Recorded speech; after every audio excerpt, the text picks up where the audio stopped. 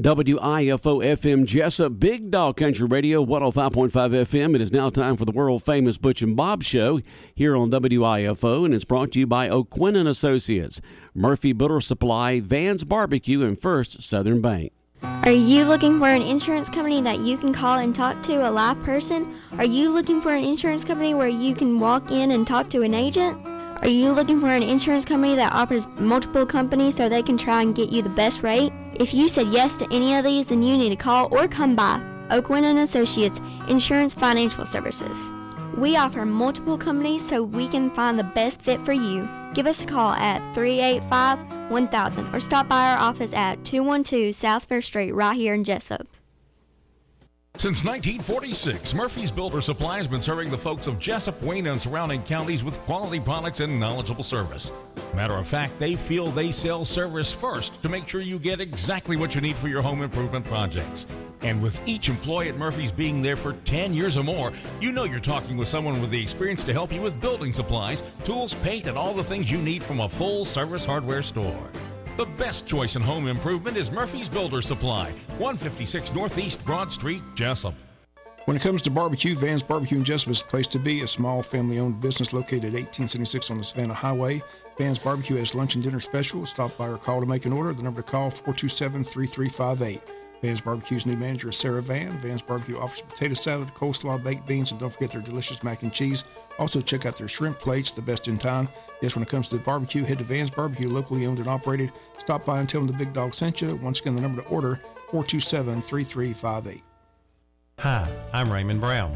And I'm Mandy Yeomans. At First Southern Bank, our customers are like family. As a locally owned community bank, we're dedicated to helping our clients succeed. We have loans for every need, whether it's personal or business. We have lines of credit, auto loans, equipment loans, and of course, we offer mortgages. Stop by our bank or call us at 912-588-1010 and see how First Southern Bank can help you. Member FDIC Equal Housing Lender. The following is an exclusive presentation of Jesup Broadcasting, the sports leader in Southeast Georgia.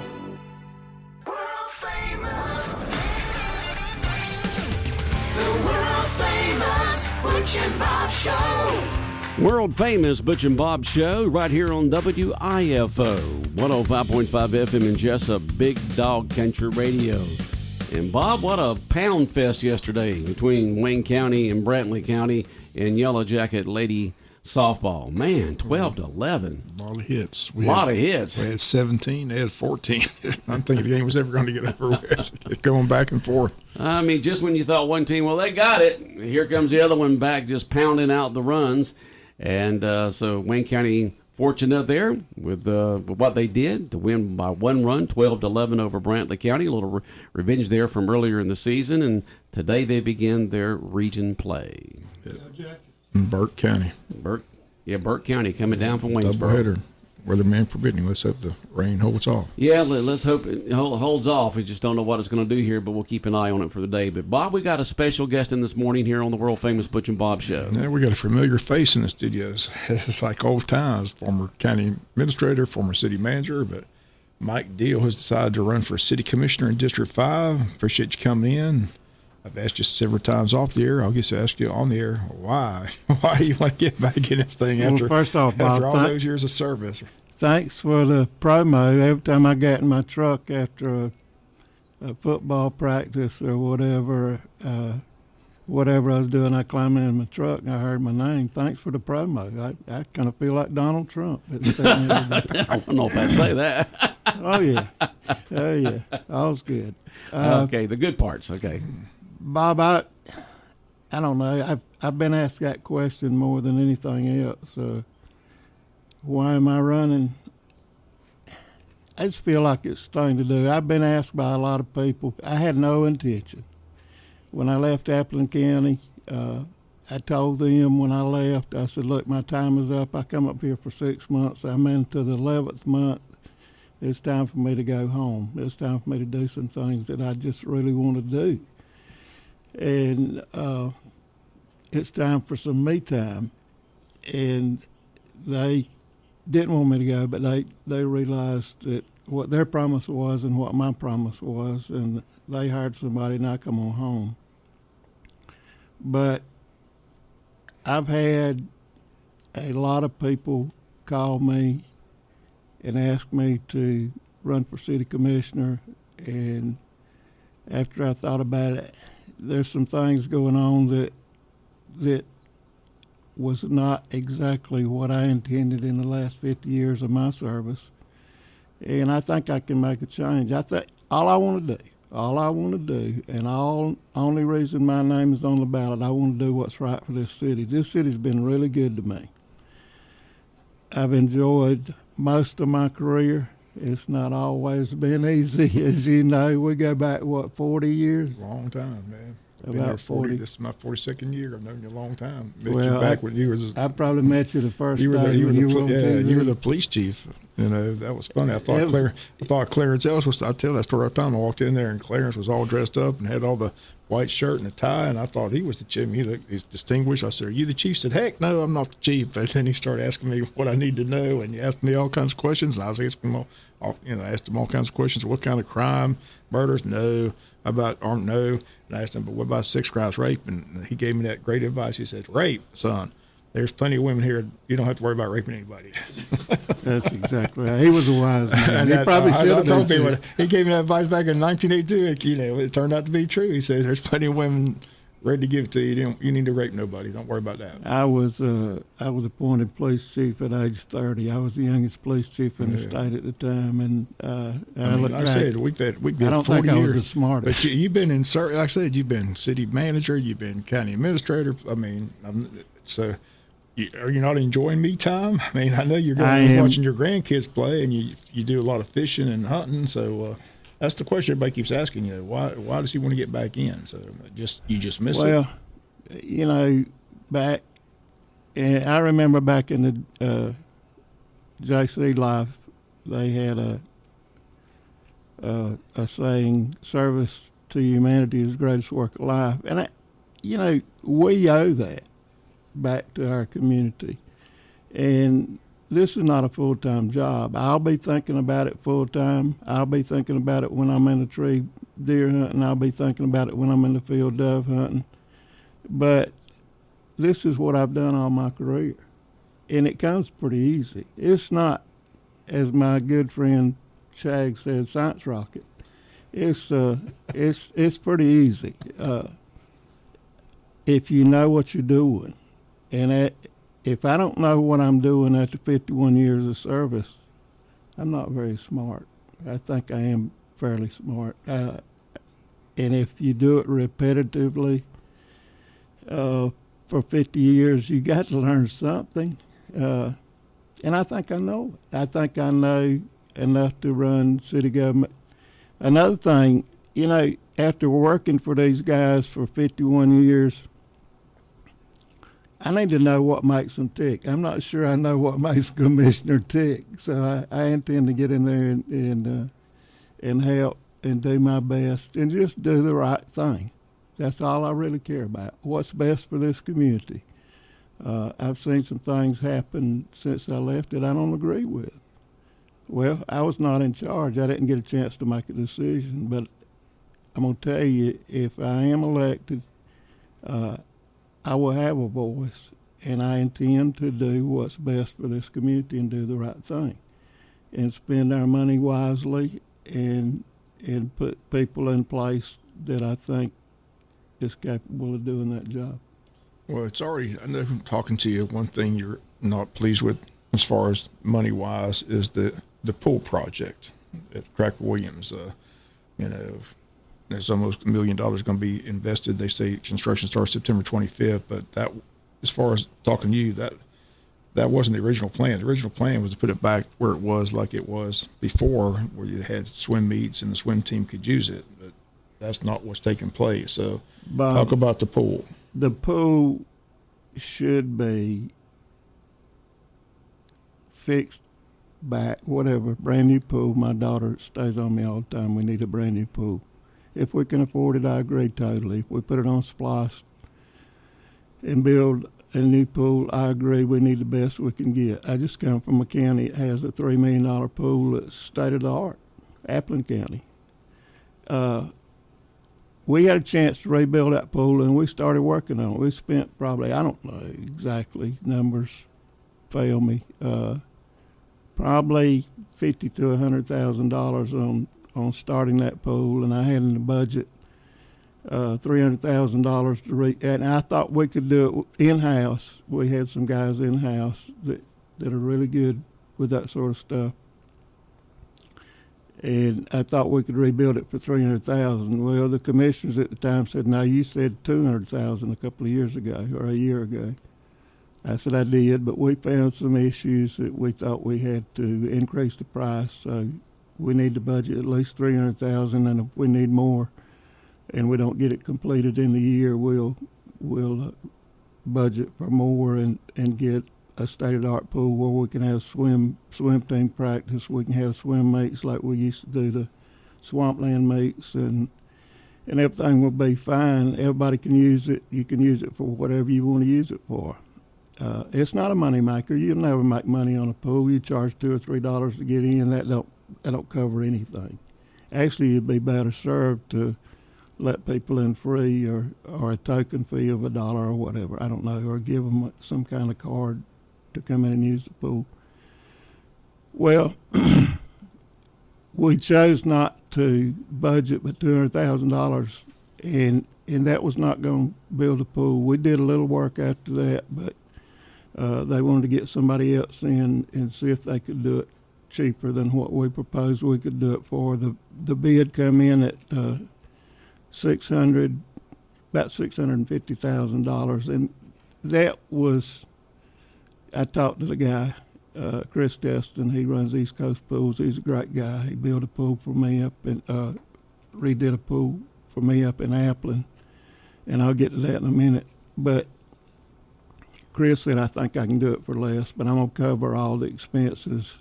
What if?" So we rejected that as being too high. Now I think it's up to 1.2 or something, and it's not going to be used for a competition pool. We don't need to build a pool that's not used for competition pool. We're known for swimmers. My daughter was a swimmer, and this is the pool that David Larson started in. We got some history. We need to maintain that history. Talking about the Applin County pool, we had a $3 million pool, and some of the community wanted the old pool reconditioned. We got a grant from the state for $50,000. Chris come in and redone that old pool for $50,000. So they had two pools. This is the story about the two-pool community. That pool has not been open. It was not open.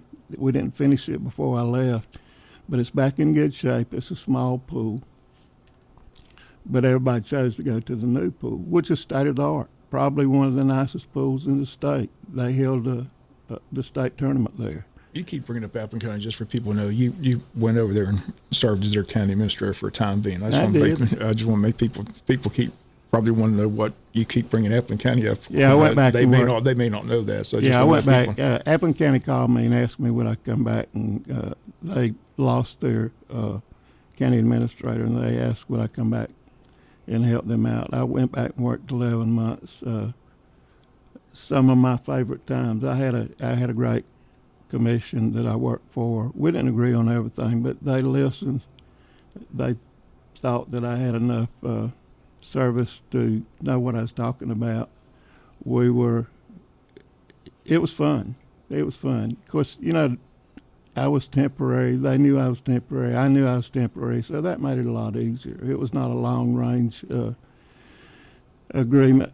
It was short-term, and everything worked real well. And I really enjoyed working with Applin County. It was a lot of fun, but I did want some free time. I wanted to go fishing. I wanted to go hunting. I wanted to do other things. I wanted to watch my grandchildren play sports, and so I chose to go ahead and retire, come back home and do that.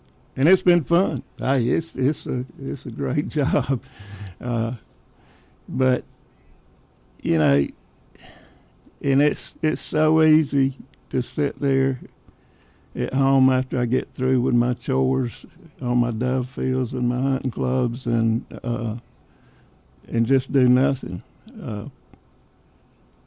But I got time to give back to this community, and I think that's what we all need to do. You know, I hear people all the time say, I wouldn't do that for anything in the world, and you must have lost your mind to do it. It's not that hard, Bob. It's not hard to do the right thing. That's what I want to do. Am I perfect? No, I'm not perfect. There's only one man that ever walked the face of the earth that's perfect. And I don't intend to be that, but I know what goes on. I know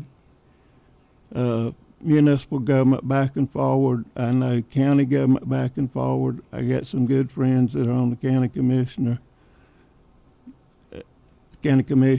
and we need to work with those guys. We need to work with the school board. It's simple to sit down. They won't agree to everything we want to do, but you got to at least talk to them. If you're just joining us, Mike Deal, candidate for District 5 City Commissioner in the studio. Again, this District 5 seat currently held by Joe Roddy, appointed by the governor. It was up for an appointment by the council, but unfortunately they couldn't reach an agreement. Your name was one of the three names out there, and you had three council members vote against you. Two of those aren't running for re-election, but one person is on the board. That's Pam Schuman. Pam Schuman, Shirley Armstrong, and Stanley Todd all voted no. I told you, Tom, it wasn't just a no, it was like emphatic no. So that's when they had that 3-2 situation where the charter wouldn't allow 3-2 to be a majority. So you were a city manager when that charter was changed. You had any idea why they changed the charter and why it's a 4-3 is a majority with the mayor casting a decisive vote, which he's done 6 times, but a 3-2 vote among 5 commissioners is not a majority? To me, that makes no sense. We changed that charter. Yeah, we changed. They changed that charter. I didn't have any part of it. But they got together and changed that charter for what they thought was the best. Well, we make mistakes, and that's one of the mistakes that was made. That should have never happened, and I don't know. We didn't know at the time it was in there, but when they brought that charter forward to be voted on, it was voted on unanimous, and nobody ever talked specifically about a 3-2 vote with no way to remedy that. That needs to be changed, and it will be changed if I'm elected, if the other people go along with me, or if we choose to vote in favor. I'm only one vote. I can't work miracles. But we got a good group of guys running, I think, and I think we can do some good things for the city. I think we can take it forward. I do have a vision of what we need to do. And I want to do what the community wants. It's not any good. What Mike wants is not any good if it's not what the community wants. So I want to do what the community wants. And I'm not sure the community as a whole has a really good vision, but we need to set that vision. We need to do what's good. We need to bring in people that will help the economy. This is what it's all about. The taxes in the city of Jesup is a little over $1 million, and you got almost a $30 million budget. That's not a drop in the bucket.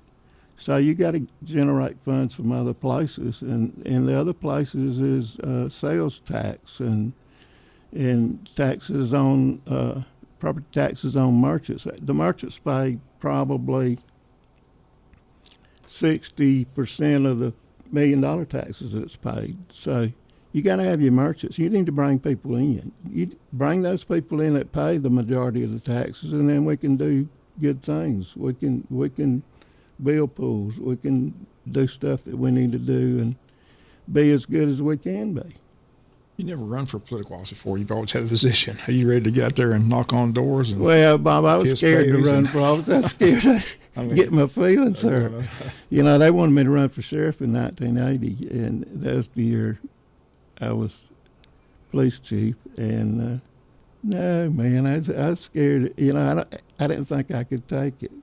It would have killed me if I'd have lost by 70% or something. So, and I'm older today, and it's kind of been fun thinking about it. I'm not running. I'm not trying to make a legacy. If my legacy's not written, then it never will be. I remember you, and I'm gonna tell you this. I remember on the last day I worked, you stood up in front of a group and made a speech about what I had done, and I appreciate that. Not everybody did that, but I left on some bad terms from some people, and they wanted to change. They told me what they wanted to change, and I said, okay, that's fine. I'll be out of here in June, and I want to ask them today, how's that change worked out for them?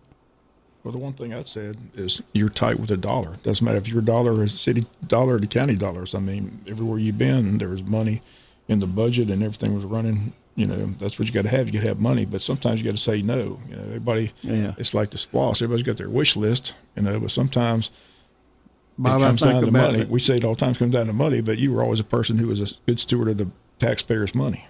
Yeah, I come up pretty hard when I was young. My mom and my dad, two of the greatest people I've ever knew, taught me to be that way. We didn't have a bunch of money, so we had to set a budget and stick by it. If I have a fault, sometimes I might be a little too tight, but I don't think the taxpayer thinks that. Maybe I'd skimp. I told a bunch of my guys when I was working with the county one time, we was at a construction site, and I was watching the trucks come up, and every truck that come up was a different color. I said, man, we might need to buy something new and buy all the same color. We're buying a lot of surplus property, but it worked out great for me. And I still see those trucks running on the road today. There's ways. You don't have to buy new. Just because you're a city employee, you don't have to buy a brand new truck. You can find good trucks that you can use that'll run forever. And some of those trucks that I bought 10 years ago are still on the road today. Like I said, this position was open. Council didn't vote. 3 people voted against it. Talking to those people, they said that, they were upset with the black eye, with the police department. You remember that time where Mike Lane was ousted, that you were almost fired before you had to fire him. So you remember that time because I came and talked to you. I know your daughter came and talked to you, but that seems to be the black eye. And that's what they were upset about. They said, why would you come back if when they almost fired you? Yeah. And, we make decisions every day. I think I was right at the time. I still believe I was right. How do you persecute the guy that you never heard all the evidence on? Mike's a good friend of mine. Mike was a great chief. Did he make mistakes? Sure he did. Have I made mistakes in the past? Sure I have. We all make mistakes. But, he got a hearing before the grievance board, but that was not a hearing. That was, and they kept saying, oh, he's going to be prosecuted. He's going to be prosecuted. It's been over 2 years, almost 3 years now. Nothing's come up. So, those people that accused him, yeah, they got some money out of a lawsuit. Should have never been paid. There was not a lot of truth in that lawsuit. And the thing that bothers me, Bob, is it goes to Savannah News Media, and they read it word for word, and all of a sudden it's all gospel. There was more garbage in that lawsuit than you can imagine, and they printed this stuff in there to make everybody look bad, make everybody look bad in Jesup. And I kind of went down with that fight. How do you clear yourself when you don't get a chance to talk? And everybody believes that garbage that come in that lawsuit. It's just not there. The fact is just not there. But why didn't they fight the lawsuit? The city settled for $1 million, and they settled for $1 million, which means if they went to court, they feel like they would have paid more than $1 million. So, I don't think so. And you don't get a chance. Why do you think the city settled for that much? Let me tell you how that works. We buy insurance from an insurance carrier, and they get total responsibility of whether we settle or whether we don't settle. And that's the sad part about it. We don't get a chance to prove ourselves right or wrong in court. They say it'll be easier for us, and as many lawyers as there were, I had a lawyer, Mike had a lawyer, Mike Lane had a lawyer, the city commissioners had lawyers, we had our city attorney, we had probably each one of the girls had lawyers. We had 8 or 10 lawyers working on that case, and they don't come cheap. And every time we sit down and talk, they would bill. And that bill kept getting higher and higher and higher.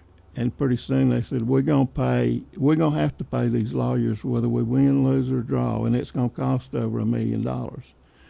So the insurance carrier, which is furnished by GMA, Georgia Municipal Association, said, look, we need to bite the bullet and get rid of this case. I don't think City Council had any dog in the fight as far as saying yay or nay that we fight this suit. So it was settled. It was a sad day. It was a sad day for the city of Jesup. It was a sad day for the world. But that's what happens when you get all those lawyers, and they don't care one thing about what the truth is. They care about that almighty dollar that they're going to win. And if you're just joining us, Mike Deal, candidate for City Commissioner District 5, you have an opponent. Do you have any idea who Katrina Dumas is? I don't. I tried to call several times, haven't got her to return my phone call, but do you know who she is or what she does? I know some of her family. I know her sister. Her sister played basketball with my daughter, Mickey.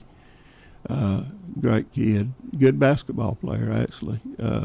And the mom lives down the street from me. I think she's a great lady. I don't see her, don't really know her. I know of her. I know some of the Dumases around town, and they're pretty good friends. I don't know. And I'm not running against her. I'm running for this position. And I'm offering myself for this position. If they choose to pick me for this position, I promise to do the best job I can. I promise to try to make the best decision that I can, and that's it. That's all I have to offer. I know you keep up with city and county business. Like I said, you've been out of it for a while, but how do you see the city just right now? I know Perry's running. I know he had an issue with his city manager. Your thoughts on the city manager, where the city is right now? What would you like to see done if you get elected? Bob, that decision will be made if and when I get elected with the other commissioners.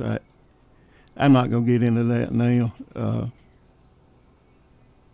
But Perry's a great guy. Jonathan McCullough's a great guy. I know those guys personally. I hired Perry 3 times. If that tells you anything, he's salt of the earth. He's a good dude, and I can promise you, Perry's going to do what's right. Now he's got an opponent that I love too. Ricky Reddish and I go way back.